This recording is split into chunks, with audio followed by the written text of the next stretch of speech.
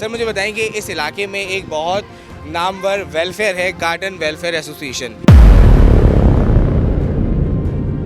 क्या समझते हैं कि वो इस पूरे एरिया को बहुत अच्छे से कवर करते हैं? UC3 भी आता है, UC2 भी उनके हाथ में आता है। क्या समझते हैं कि वो भी मिले हुए हैं बिल्डर्स माफिया और पानी चोरी की लाइन में? यार देखो, ये तो अभी उनका दीन ईमान, लेकिन ये है कि बिल्डर माफिया का तो वो लाजमी बात है, सबको पता है कि वो सबके साथ उनके रिलेशन हैं।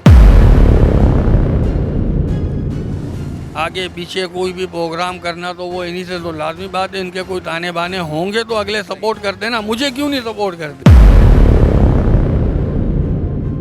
मैं यूसी का चेयरमैन हूँ, मुझे सपोर्ट नहीं कर रहे, उनको कर रहे हैं तो कोई तो वजह होगी।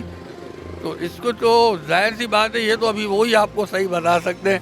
मैं तो जो मेरे पास नॉलेज में बात है मैं वो कह रहा हूँ कि हमें ये पता है कि हर प्रोग्राम में इनके शेयर होते हैं।